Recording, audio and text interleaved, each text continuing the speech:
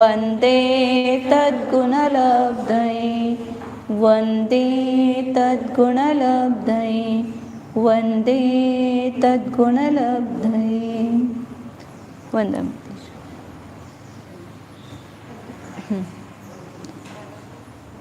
तीसरा अध्याय बोलना है। रत्न शर्करा, सब बोलना एक साथ।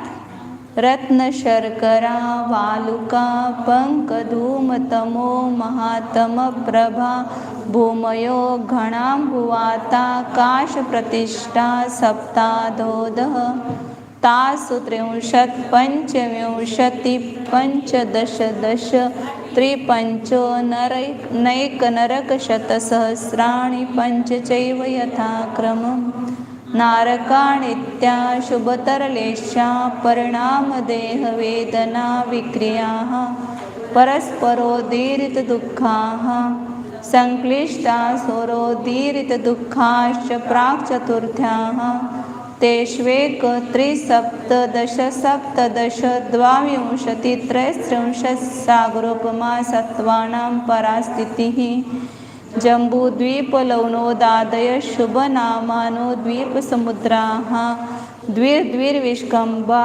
पूरपरिक्षेपिनो वलयाकृतय तन्मध्ये मेरुणाभिवृत्तो योजनसहस्रविष्कम्भो जम्बूद्वीपः भरतहैमवत हरिविदेह रम्यक हैरण्यवतैरावत वर्षा क्षेत्राणि। हाँ, यहाँ तक कल हुआ था। पहले 6 सूत्रों में किसका वर्णन किया? रिंकी दे दें किसका?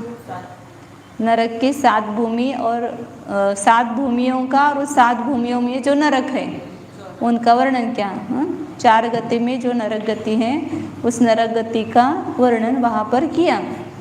और उसके बाद 7 नंबर सूत्र से मध्यलोक का वर्णन कर रहे हैं। तो वहाँ मध्यलोक में क्या है? मध्यलोक तो 7 राजू लंबा, लेकिन यहाँ पर हमने कहा था कि एक राजू में 13 जीव रहते हैं, उसके बाहर नहीं हैं। तो उस एक राजू में असंख्यात द्वीप और समुद्र हैं। वे असंख्यात द्वीप समुद्र किस प्रकार से अवस्थित हैं? जम्बूद्वीप में द्वीप समुद्र जो है पर एक में को घेरे हुए हैं। पूर्व द्वीप को आगे के समुद्र और द्वीपों ने घेरा हुआ है। मतलब पहले बीच में जम्बूद्वीप है, वो थाली के आकार बताया था। बाकी के द्वीप समुद्र जो है किस आकार वाले बताए? कंकन आकार वाले, वलय आकृति है। और उसका विष्कम्भ विस्तार जो है, व्यास, वो कितना है? जम्बूद्वीप का कितना है? 1 लाख योजन। फिर आगे के द्वीप समुद्रों का कितना है? दोगुने। तो असंख्यात द्वीप समुद्रों का निकालो आप, दुगुना करते हुए। जम्बूद्वीप से दुगुना लवन समुद्र 2 लाख, 4 लाख, 8 लाख, 16 लाख, ऐसे कहाँ तक निकालेंगे आप? तो कितना गुना आ जाएगा वहाँ पर? दुगुना करते हुए। जितने द्वीप समुद्रों की संख्या है उतनी बार 2 का अंक रखकर परस्पर गुणा करेंगे, उतना सब हो जाएगा। तो नंदीश्वर द्वीप की पूजा में जयमाला में अपन बोलते हैं ना, क्या बोलते हैं?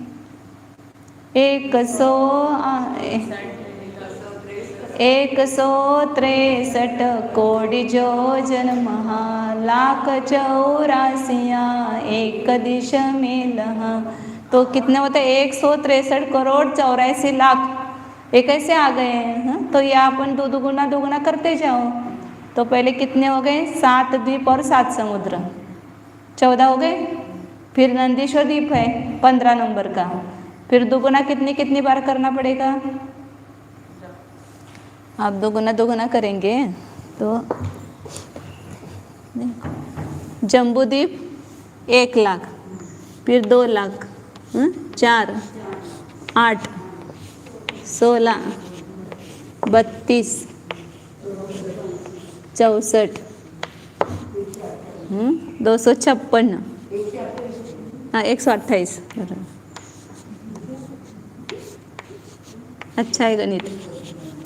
512। ऐसे कितनी बार करते जाना है यहाँ पर?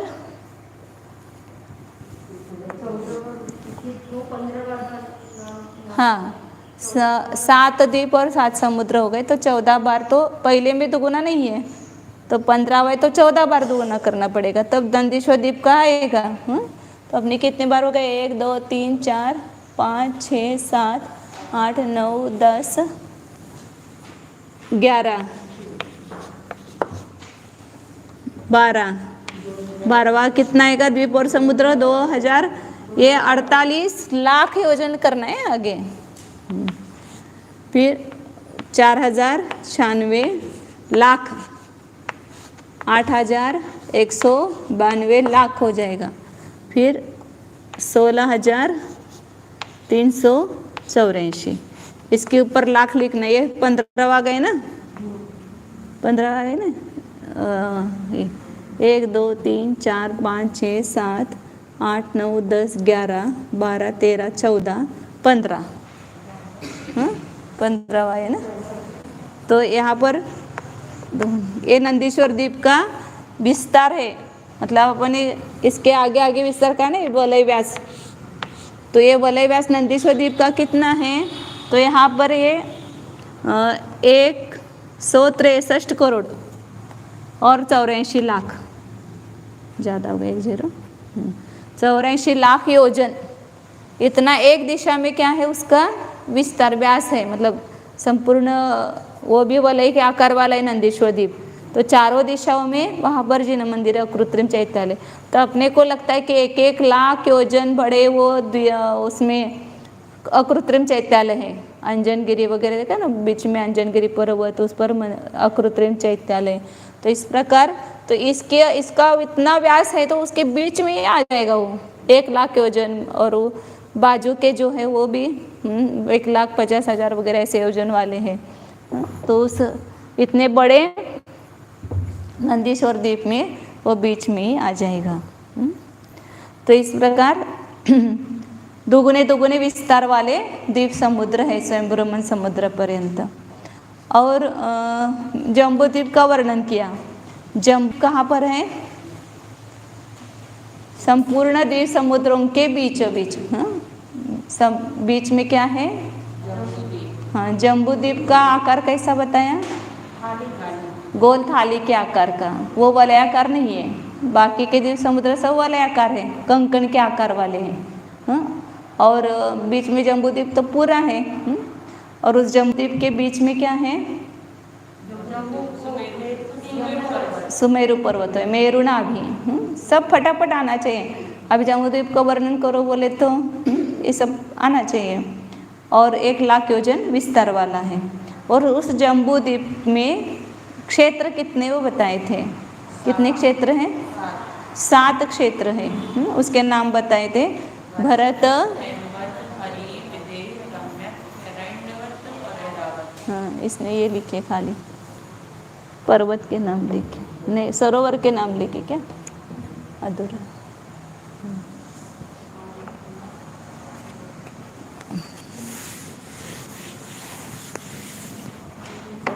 यहाँ पर ये नीचे कौन सा है? भरत क्षेत्र। और यह भरत हैमवत।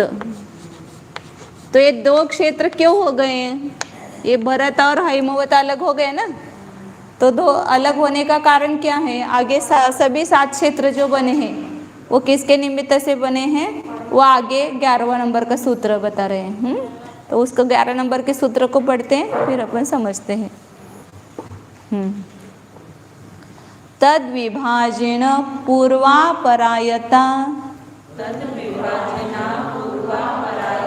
हिमवन महाहिमवन निषद नील रुक्मि शिखरिणो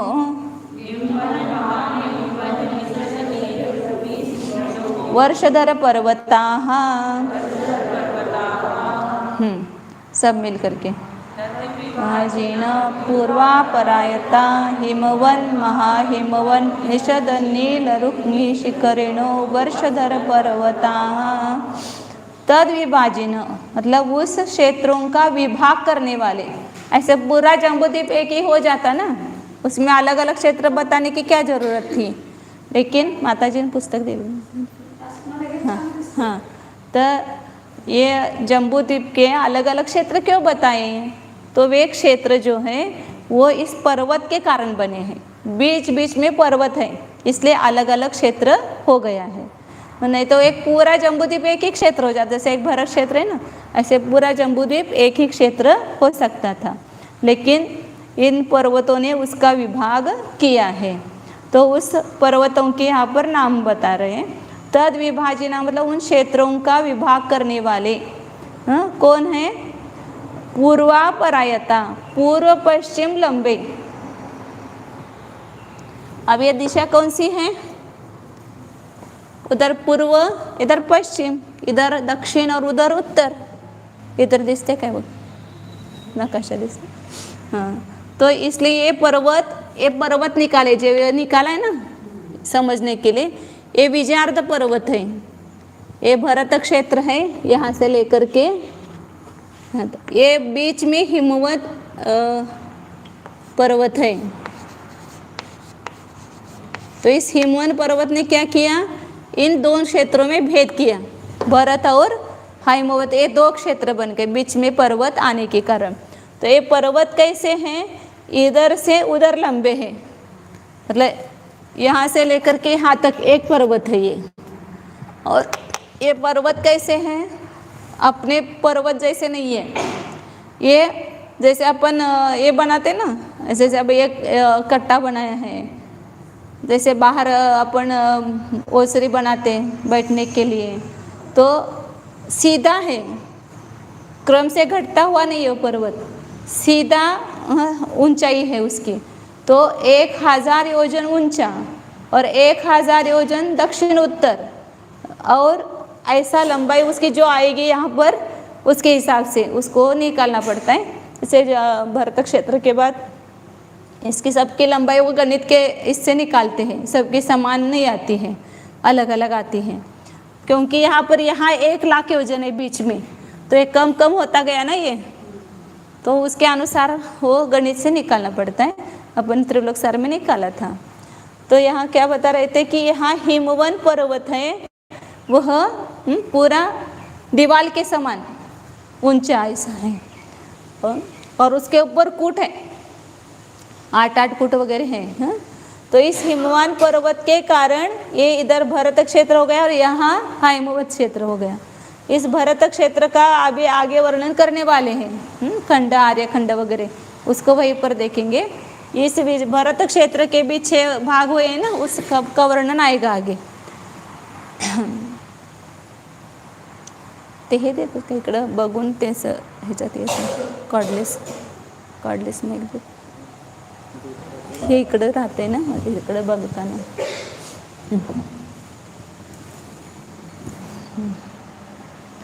फिर उसके बाद में चालू नहीं,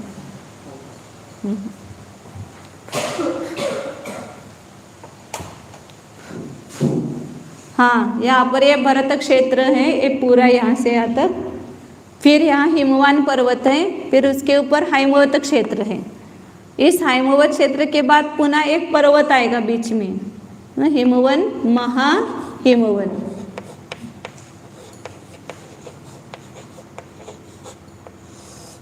फिर इस क्षेत्र का नाम क्या? भरत हिमवत हरि क्षेत्र।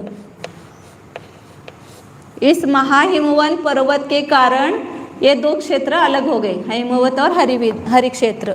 और ये हिमवन पर्वत भी पूर्व पश्चिम लंबा है ऐसा, मतलब यहाँ से लेकर के वहाँ तक अखंड पर्वत है, जैसे अपन दीवार खड़ी करते हैं ऐसे दीवार के समान है वो। और आगे यहाँ पर ये निषद पर्वत है।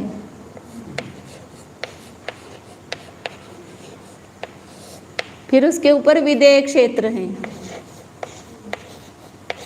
मतलब विदेह क्षेत्र और ये हरि क्षेत्र, इन दोनों का भेद करने वाला ये बीच में निषद पर्वत है। मतलब एक पर्वत, ये तो भरत क्षेत्र में भेद करने वाला है, ये भरत और हिमवत क्षेत्र में भेद डालने वाला हिमवान पर्वत है।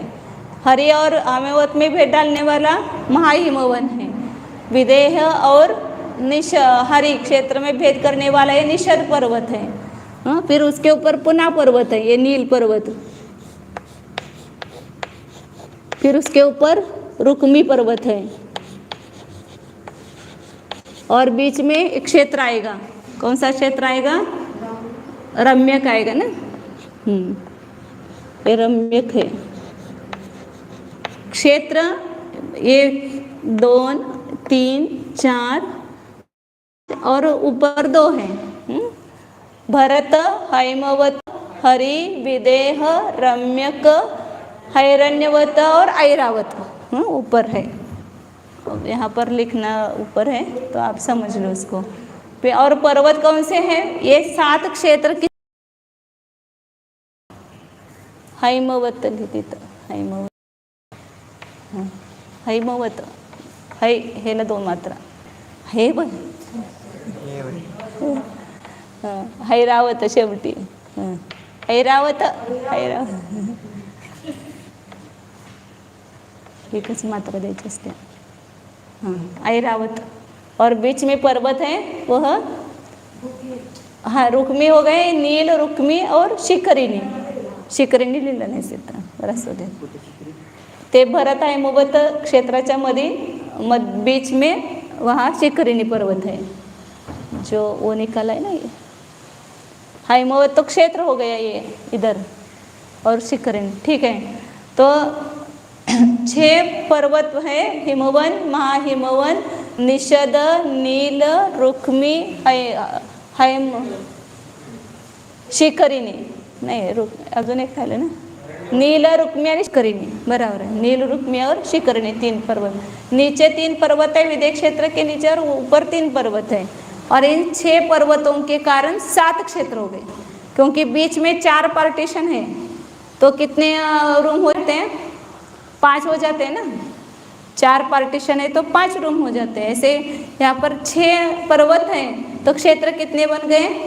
7 क्षेत्र बन गए। तो उसमें से पहला हिमवान पर्वत बताया था, 1000 योजन उसकी ऊंचाई है। क्या 100 योजन? 1000 योजन ही है शायद, नहीं 100 योजन ऊंचाई है क्या? कुछ गलत हो रहा है तो देखते हैं, 1 मिनट।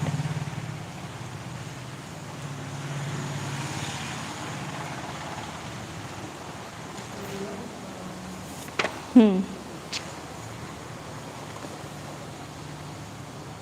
100 योजन ऊंचा है, इसलिए मुझे लगा थोड़ा गलत हो रहा है कुछ। हिमशूद्र हिमवान पर्वत यह 100 योजन ऊंचा है, और कुछ घूमना पड़ता है ना तो। और आगे का जो पर्वत है महाहिमवन, हिमवन से दुगुना ऊंचा कौन है? महाहिमवन। ये 100 योजन ऊंचा है, और 100 योजन इसकी लंबाई है, और ये चौड़ाई है, और लंबाई उसके हिसाब से है। फिर उसके आगे का महाहिमवन पर्वत है, उससे दुगुना ऊंचा है। तो ये 100 योजन है तो वो कितना दुगुना होगा? 200 योजन ऊंचा है, और 200 योजन ऊंचाई उसकी, और उसकी चौड़ाई भी 200 योजन है, और उसकी लंबाई जो है पूर्व पश्चिम उसके अलग अलग है। तो त्रिलोक सरकार। फिर उसके बाद कौन सा है? निषद पर्वत, जहाँ से सूर्य का उदय होता है, निषद पर्वत से। उधर सूर्य, जब अपने को यहाँ सूर्य दिखता है ना, तो वहाँ निषद पर्वत पर होता है वह सूर्य, तब अपने को यहाँ सूर्योदय हो जाता है। तो उस निषद पर्वत की ऊंचाई कितनी है? 400 योजन, और उसकी चौड़ाई भी उतनी है। उसके बाद ऊपर जिस प्रकार इधर है, उसी प्रकार उस साइड जो 3 पर्वत है उसकी वापिस अब नील पर्वत की ऊंचाई की, फिर रुक्मी पर्वत की 200 योजन, और पुनः हैमवत शिखरिणी पर्वत के 100 योजन। मतलब इधर से जाएंगे दुगुना होता जाएगा, उधर से जाएंगे आधा आधा होता जाएगा। इस प्रकार 6 पर्वत हैं, और इसका विशेष वर्णन और आगे के सूत्र में करते हैं इन पर्वतों का। इसकी जो जड़ है, ऊंचाई 100 योजन बताइए, चौड़ाई 100 योजन है, और उसकी लंबाई अलग अलग है।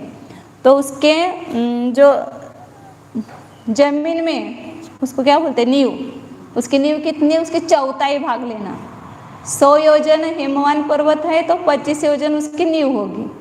200 योजन है तो उस महाहिमवन तो उसकी नींव 50 योजन होगी। और 400 योजन जितनी अपने को ऊंचाई से मकान बनाते हैं तो उतनी नींव गहरी होती है ना। 1 मंजिल का मकान बनाना है तो ज़्यादा नींव निकालनी नहीं पड़ती है। हाँ, अभी उधर बनाया था तब मैंने देखा कि 3 मंजिल की बनानी है तो उतना उसकी नींव जो है उतनी ज़्यादा मजबूत बनानी पड़ती है, उतनी ज़्यादा गहराई वाली बनानी। इतना ऊंचा पर्वत है उसकी नींव उतनी ज़्यादा है। तो 400 योजन का है तो उसकी नींव कितनी होगी? 100 योजन हाँ, जमीन में उसकी गहराई होती है। इस प्रकार इधर 3 पर्वत जैसे वैसे ही सेम उधर के 3 पर्वत भी हैं। अब इस पर्वतों का वर्ण किस प्रकार का है, हाँ, रंग विशेष वो बता रहे हैं। हेमार्जुन तपनीय वैडूर्य रजत हेममयाः।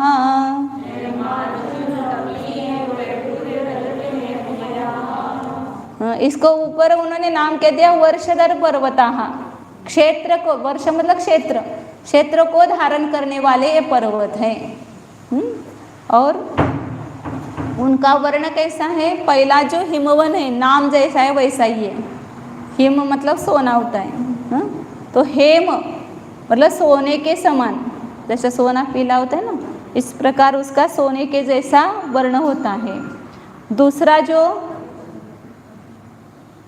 पर्वत है माहिमवन, उसका वर्ण कैसा है? अर्जुन, अर्जुन मतलब चांदी, चांदी जैसे सफ़ेद होती है उसके समान सफ़ेद वर्ण उसका होता है, चांदी के समान। तीसरा है तपनीय, निषद पर्वत, इसलिए जब सूर्य का उदय होता है ना तो लाल लाल लाल क्यों दिखते हैं वहाँ पर? वो निषद पर्वत तपे हुए सोने के समान लाल है, इसलिए वहाँ पर लालिमा दिखाई देती है अपने को। तो तपाए हुए सोने के समान उसका वर्ण है, तपाया हुआ सोना लाल होता है। फिर उधर नील पर्वत, उसका वर्ण कैसा है? वैडूर्यमणि, वैडूर्यमणि कैसा होता है? नीला वर्ण का होता है ना वैडूर्यमणि, नील इसलिए नाम है ना उसका नील। मोरे के गले के समान, मोर होता है ना, मोर मयूर, उसका जैसा गला कंठ होता है वो मयूर कंठ के समान उसका नीला वर्ण होता है, नील पर्वत का। जब उधर के क्षेत्र में वहाँ नील पर्वत पर सूर्य का उदय होता है और नील के उधर उसका अस्त होता है, और यहाँ निषद पर्वत पर उसका उदय होता है अपने सूर्य का, और इधर जाता है तो वहाँ पर उसका अस्त होता है। पश्चिम पूर्व को उदय होता है और यहाँ पश्चिम को अस्त होता है। और क्या बता रहे? हाँ, आगे का पर्वत कौन सा है? रुक्मी पर्वत, उसका रंग कैसा है? पुनः वैडूर्य रजत, रजत मतलब है चांदी, चांदी के समान है। और हेममयाः, शिखरिणी पर्वत पुनः सुवर्ण के समान है। ये सूत्र याद करो तो पूरा पूरा अपने को याद ही हो जाता है। ऐसे कौन ध्यान रखेंगे? तो क्रम से अपन को बोलना है, क्रम से पर्वत के नाम याद हैं और क्रम से उसके वर्ण बताएं। हेम, अर्जुन, तपनीय, वैडूर्य, रजत, हेममयाः, तो सब याद हो गए ना। इसलिए सूत्र संक्षेप में अपने को बहुत सारा अर्थ बताते हैं, इसलिए याद होनी चाहिए सूत्र सब। रोज बोलो एक अध्याय तो कम से कम, अपने आप याद हो जाता है। हमने कभी तत्वार सूत्र के सूत्र याद किए ही नहीं, लेकिन पहले से वहाँ पर परंपरा है कि हम रोज एक अध्याय बोलते हैं, तो अपने आप सब याद है पूरा तत्वार सूत्र। तो क्या हो गया? वर्ण बताए, 6 पर्वतों के वर्ण बताए। अब आगे उसका विशेष बता रहे हैं, वो कैसे है। 13 नंबर का सूत्र है। सूत्र आज बोलना भूलवाना रह गया मेरा इसमें। बोलो पहला 11वां नंबर का सूत्र बोलो, आकांक्षा बोलो। तद्विभाजना पूर्वा परायता हिमवन महाहिमवन निषद नील रुक्मी शिखरणो वर्षधर शिखरणो वर्षधर पर्वतः। नील दीर्घ बोलना, निषद नील ऐसा बोलना, नील रुक्मी शिखरणो वर्षधर पर्वतः। हेमार्जुन तपनीय वैडूर्य रजत हेममयाः। बोलो रिंकी दीदी, आप बोलते चलें। हाँ, तद्विभाजिनः पूर्वा परायता हिमवन महाहिमवन निषद नील रुक्मी सिक्रीणो वर्षधर पर्वताः हेमार्जुन तपनीय वैडूर्य रजत हेम मयाः। 3 सूत्र ऐसे आज 7 सूत्र होणार आहे, 7-8. आगे हां तुम्ही म्हणतात आहे म्हण, तुम्ही म्हण बघूनच की बघूनच म्हणायचं, शुद्ध म्हणायचं तेवढंच. जसं शिकवलं ना तसं म्हणायचं. हां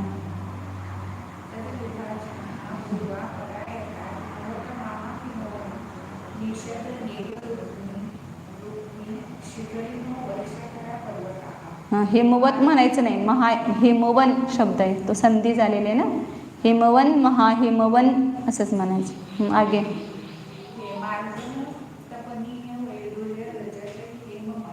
व्यंकी दीदी बोल.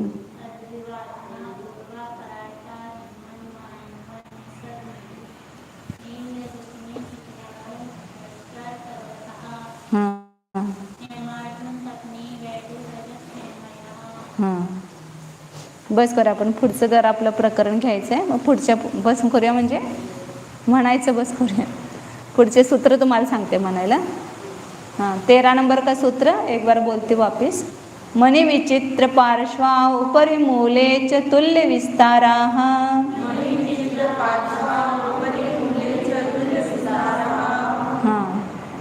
मणि विचित्र, हां बोलो आप.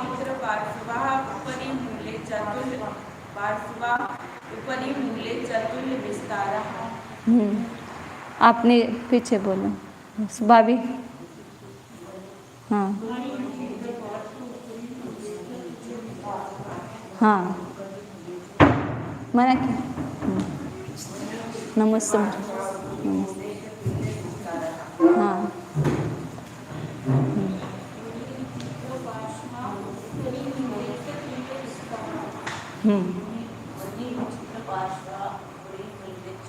मूल्य नाही, मूले उपरी मूलेच. बरोबर आहे. विजयगुण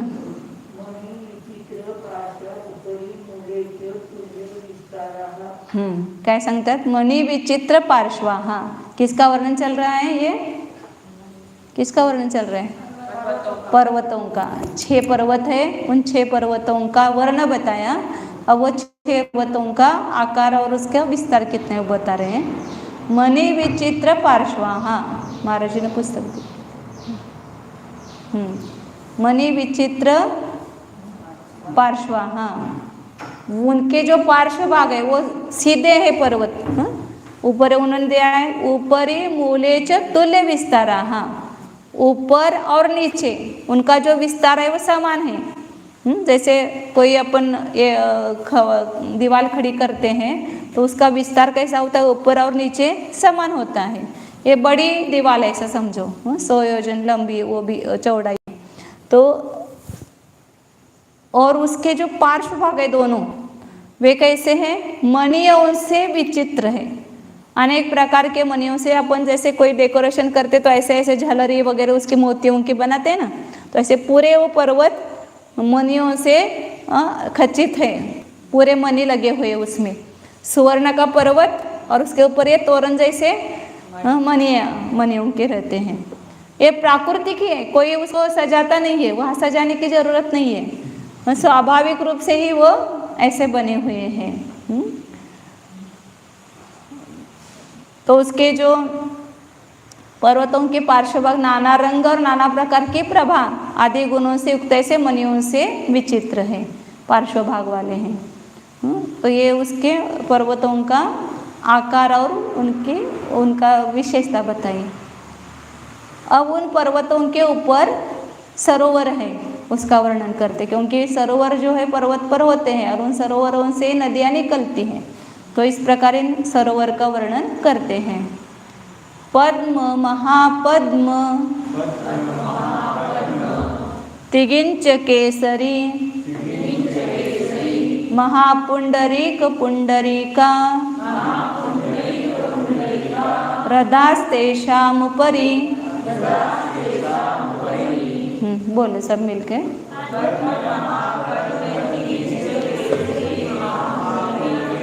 पुंडरीक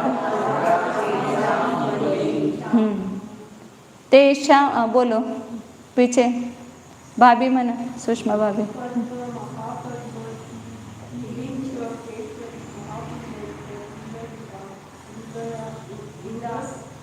रुदा म्हणे रधा रधा म्हणायला पाहिजे.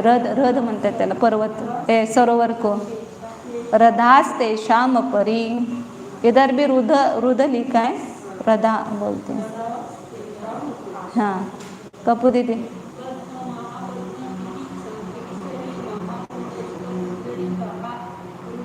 पुंडरीका नाही पुंडरीका नुसतं. ते रुद म्हटलं की नाही रधा म्हणा तिथं. रधास तेषाम परी. रध शब्द आहे. रधास तेषाम परी. मुपरी. तिकडं पटवा म्हणे.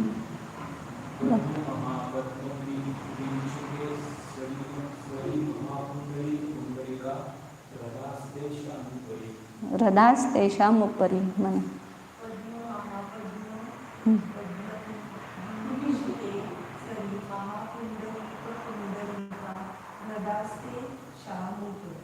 रधास तेषाम उपरी. तेषाम उपरी. तेषाम मतलब इन पर्वतों के ऊपर. 6 पर्वतों के नाम बताए थे, उसका वर्ण बताया, उसका आकार बताया.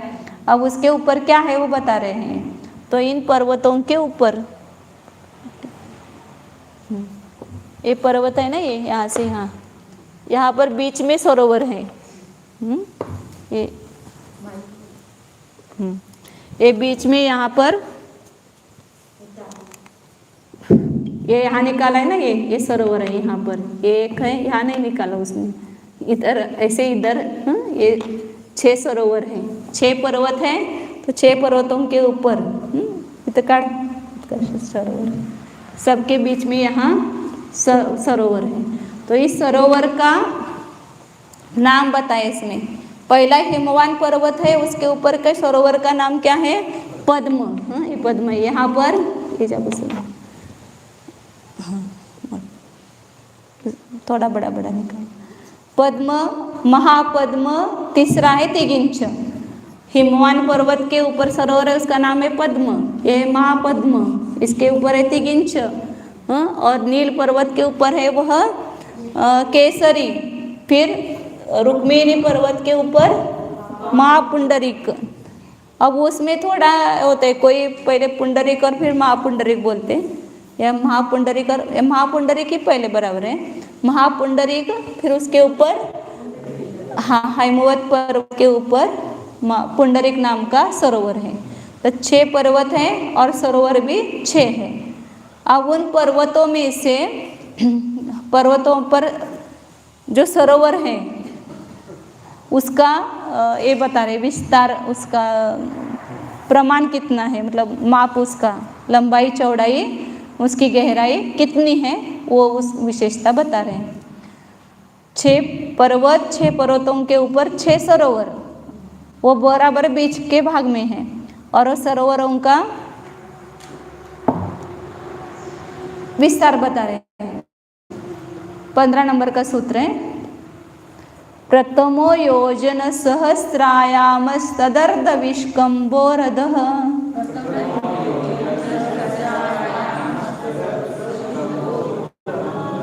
हाँ प्रथमो बोलो आकांक्षा दीदी. प्रथमो योजन सहस्रायामस्तदर्ध विष्कंभो रदः.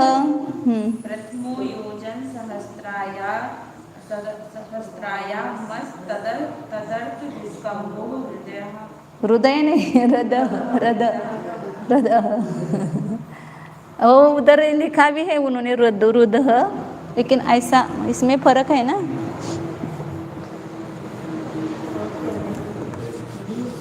ये और ये इसमें फर्क है. ये रद चाहिए, ह और र उसको जोड़ करके. और ये ह और रू हो गया, ये रू जैसा हो गया. ये रू नहीं, ये र है इसमें. ह आधा और र पूरा. रदाहा. हाँ रद मतलब सरोवर होता है. तो आगे बोलो जनादेवी बोलो. प्रथमो योजन सहस्रायामस्तदर्थ तदर्थ विस्कंभो रदह। बोल रही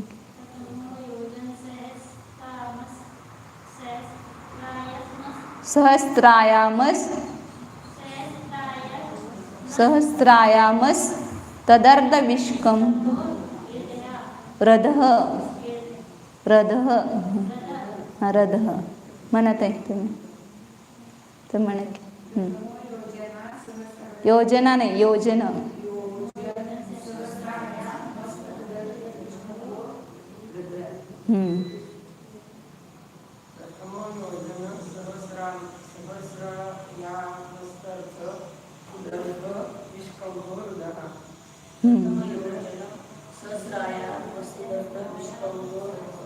हाँ ठीक है।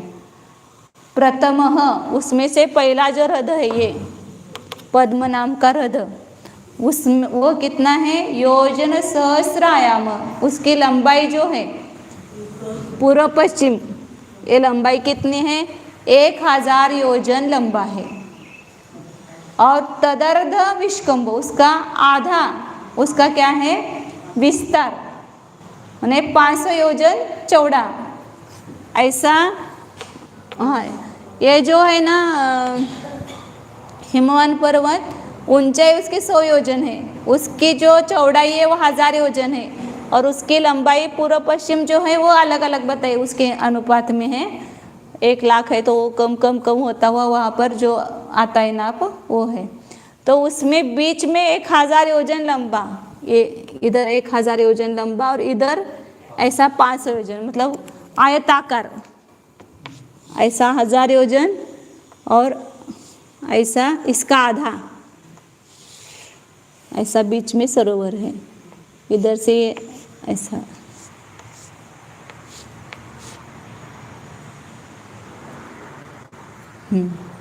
तो ऐसा आयताकार सरोवर है और अब उसमें उसका अवगाह कितना है वो बताते हैं। अब वो सब आगे बताएंगे।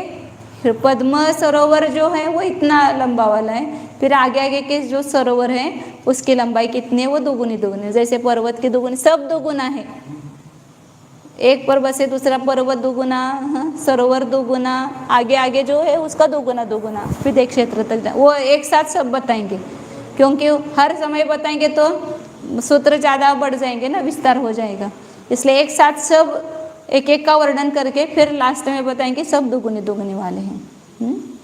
तो उसके अवगाह बता रहे ये लंबाई हो गई एक चौड़ाई हो गई विस्तार हो गया अब इसकी गहराई कितनी है वो गहराई बता रहे हैं।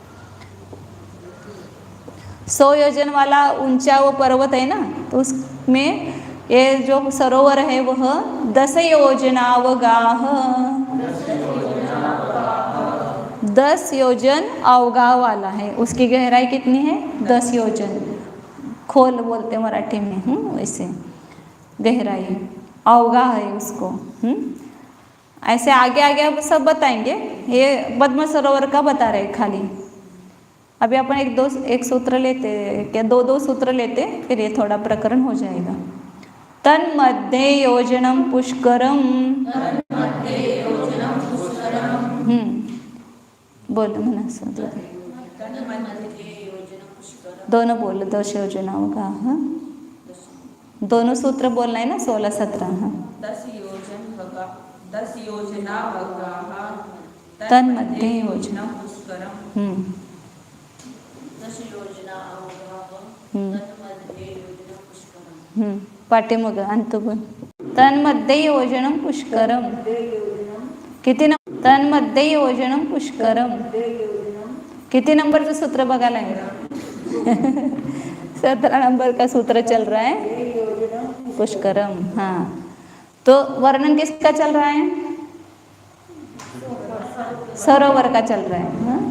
हिमवन पर्वत और हिमवन पर्वत पर पद्म नाम का सरोवर है और वो सरोवर की लंबाई चौड़ाई बताई और चौड़ाई बताई और यहाँ पर उसका अवगाह बताया। अब उसके बीच में क्या है उस सरोवर के बीच में वो बता रहे हैं। तन्मध्ये योजनम पुष्करम तन्मध्ये मतलब उस सरोवर के बीच में इतना बड़ा ये सरोवर है, इसके बीच में यहाँ पर कमल है।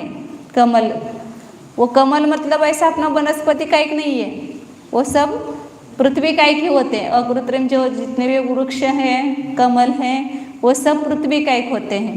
तो तन मध्य उस पद्म सरोवर के बीच में 1 योजन वाला क्या है, पुष्कर मतलब कमल है। इसका जो तल भाग है, पुष्कर मतलब कमल है, इसका जो तल भाग है वो कैसा है, वज्रमय है। 10 योजना अवगाह बताए ना, उसका लंबा चौड़ाई उसकी बताई, तो उसका जो तल भाग है सरोवर का वो वज्रमय है। और इसका तट है वो भी नाना प्रकार के मणियों से विचित्र है, सोना और मणि सब है वहाँ पर, एकदम सुलभता है सब जगह। यमान पर्वत पर जाओ तो सोना ही सोना मिलेगा सब, हाँ, सुवर्ण का पर्वत है। और यह इसका अवगाह, इसकी निम्नता या इसकी खोली कितनी है, गहराई कितनी है, 10 योजन है, 10 योजन की है। नहीं, 10 योजन के अवगाह बताया, उसका ये कमल बताया, इसके बीच में 1 योजन का कमल है। तो 1 योजन का कमल कैसा, तो यहाँ बीच में जो उसकी कर्णिका है वो 2 कोस की है, और इधर का एक बत्ता 1 कोस का, इधर का बत्ता 1 कोस का, तो पूरी लंबाई उसका व्यास कितना हो गया, 4 कोस हो गए ना, हाँ। बीच में ये कर्णिका और इधर ये एक पत्ता, इधर पत्ता, ये अब मुझे नहीं आता है कमल निकालना। तो इस सब मिला करके कितना हो जाएगा, ये चौड़ा 4 कोस, ये 2 कोस हैं, और ये 1 कोस और ये 1 कोस, ऐसे मिला करके 4 कोस मतलब 1 योजन हो गए। उसका विस्तार भी 1 योजन है, और उसका जो कमल डेट वगैरह होता है ना, उसका क्या बोलते हैं उसको, ऊंचाई बोलेंगे, ऊंचाई बोलेंगे ना उसकी, 1 योजन, वो भी 1 योजन है, और उसका विस्तार भी 1 योजन है।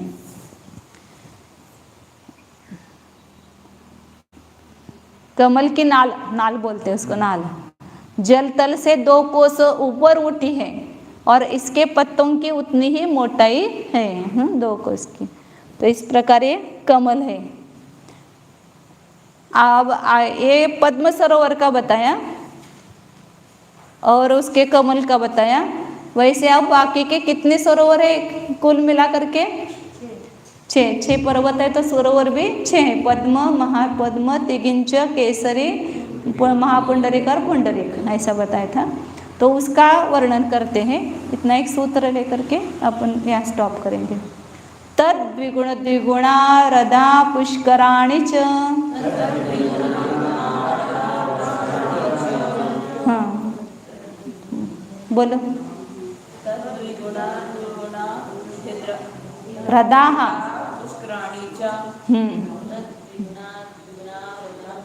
द्विगुणा, द्विगुणा नहीं है, द्विगुण द्विगुणा, तद द्विगुण द्विगुणा, द्विगुण द्विगुणा रदा पुष्कराणि च, हाँ बोलो आगे।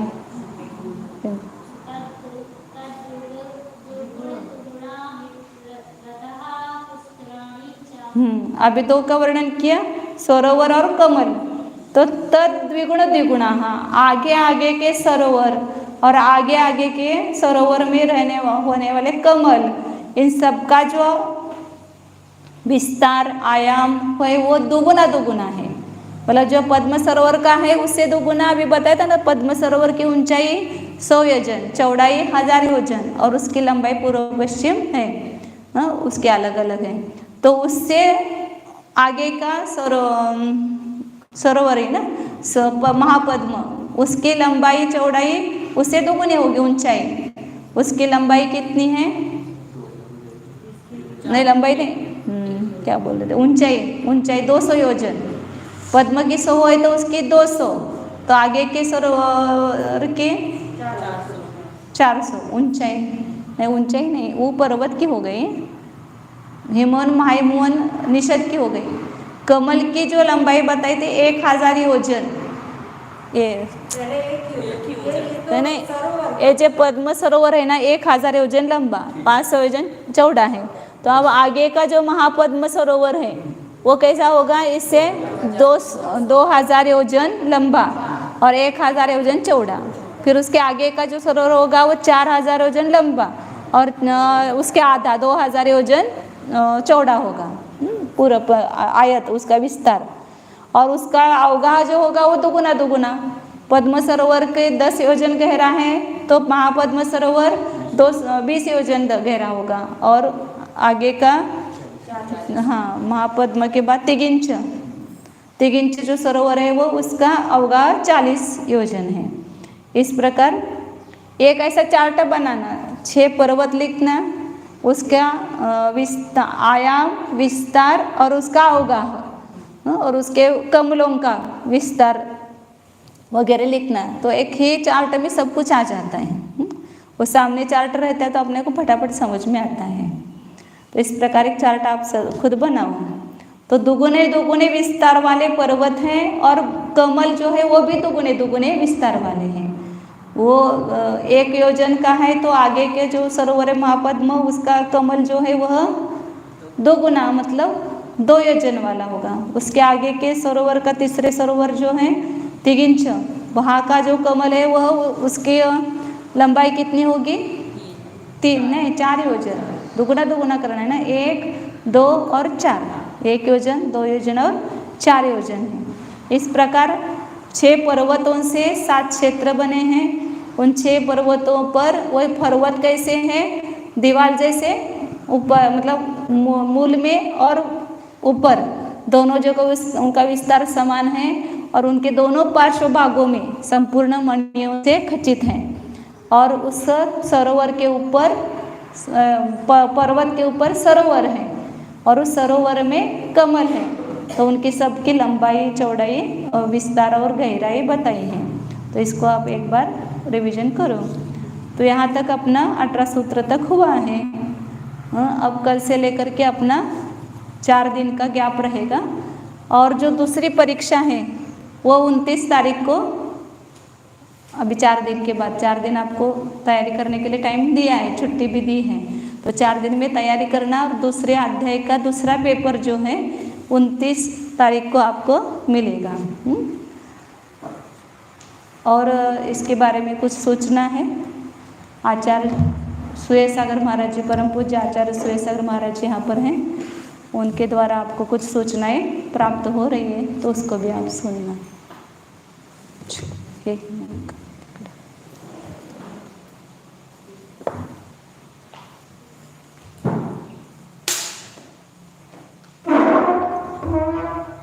बैठो।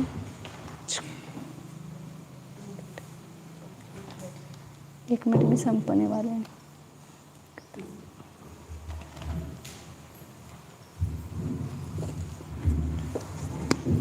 ध्यान रहने दो।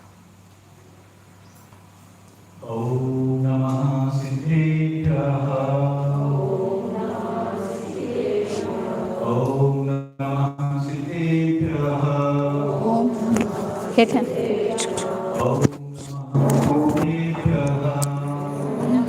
सिद्धेभ्यः।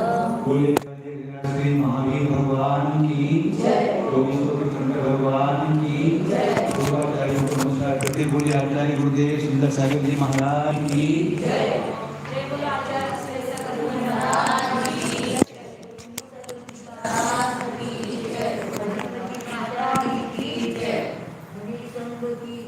भव्यात्माओं,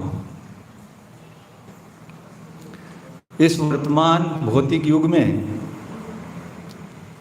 आप लोग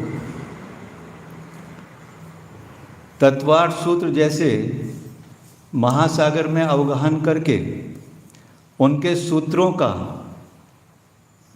बाल ब्रह्मचारिणी डॉक्टर सुजाता ताई रोटे के मुख से जो अमृत का पान कर रहे हो, वास्तव में ये आपके लिए बहुत पुण्य का विषय है और ये पंचम काल का आश्चर्य भी है। इसके साथ साथ ही जो भव्य जीव सम्यक दर्शन और सम्यक ज्ञान के साथ सम्यक चारित्र रूपी वेदी पर आरूढ़ होते हैं, तभी मोक्ष मार्ग की प्रारंभ कहा जाता है। अकेले सम्यक दर्शन से, अकेले सम्यक ज्ञान से या चारित्र मात्र से मोक्ष मार्ग प्रारंभ नहीं होता। ऐसी ही एक संधि जो दर्शन और ज्ञान की उत्कृष्टता के साथ चारित्र की ओर बढ़ रही है, यानी वैराग्य का सागर अपनी सीमा को लांघने के लिए तैयार है, संयम की जो उत्कृष्टता को प्राप्त करने के लिए तैयार है, ऐसे एक आसन्न भाव जीव बाल ब्रह्मचारी डॉक्टर सुजाता ताई रोटे, उनका जो भाव हुआ है इस वर्तमान पंचम काल में दीक्षा लेने का, आचार्य कुंद कुंद भगवंत ने कहा है कि ये पंचम काल का चमत्कार है। जो इस पंचम काल में संयम के भाव भी करता है तो ऐसे इस भौतिक युग में ये चमत्कार है। ऐसे उस आसन्न भाव जीव की भव्य जैनेश्वरी दीक्षा का कार्यक्रम श्रावण कृष्णा पंचमी तिथि और दिनांक 28 जुलाई 2021 दिन बुधवार को करना निश्चित किया है।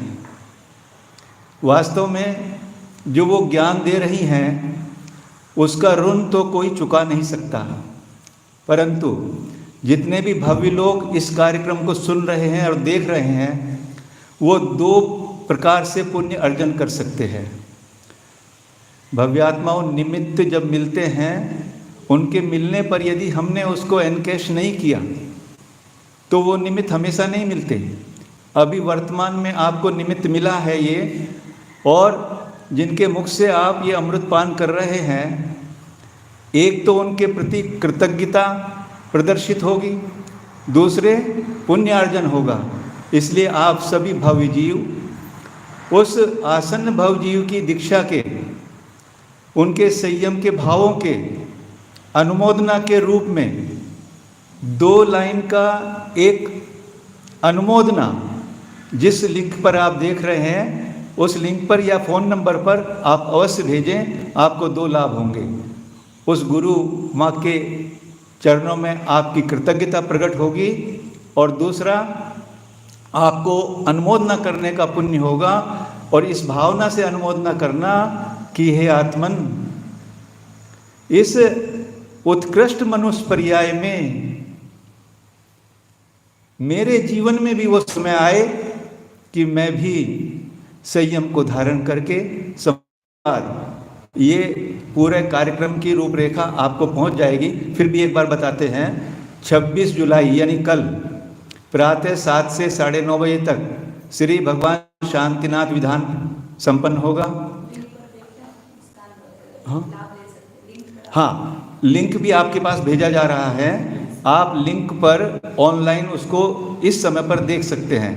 26 तारीख को प्रातः 7 बजे से 9:30 बजे तक श्री शांतिनाथ विधान, 27 तारीख को प्रातः 7 बजे से 9:30 बजे तक श्री गंधर्वलय विधान, 28 तारीख को प्रातः 8 बजे से कार्यक्रम प्रारंभ हो जाएगा।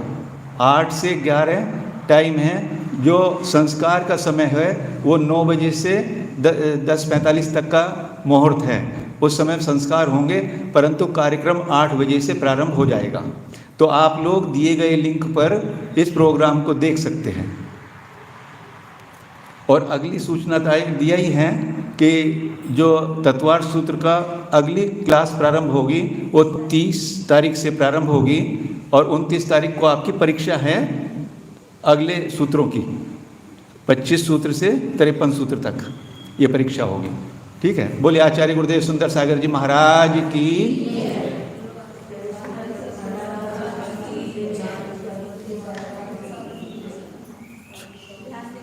हाँ लो, एक दे दो।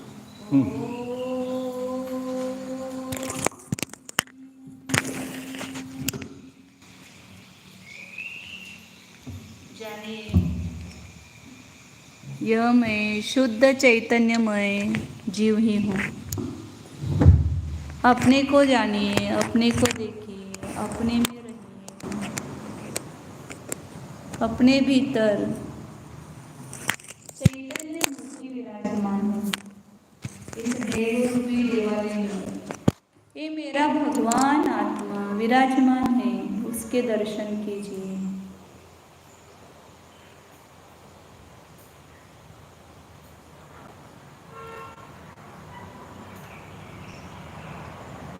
बाहर भगवान मंदिर में दिखाई देता है,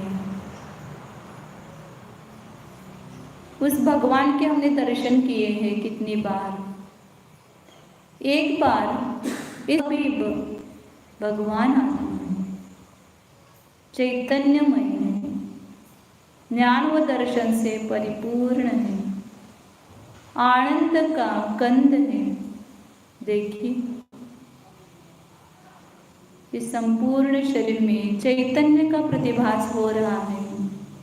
ये चैतन्य ही मैं हूँ, इसमें ही अहमपणा स्थापित कीजिए। इस चैतन्य के अलावा मैं कुछ नहीं। चैतन्य के अलावा जो कुछ दिखाई दे रहा है वह मेरा नहीं है। मैं एक ही हूँ, अकेला ही हूँ।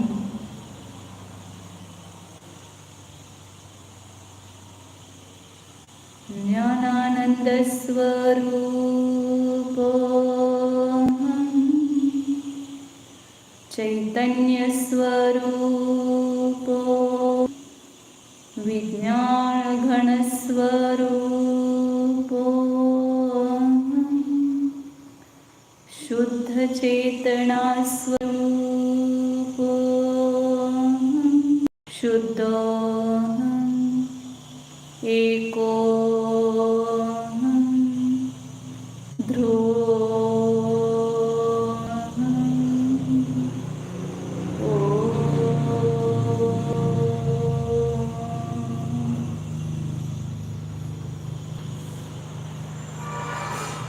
विसर्जन।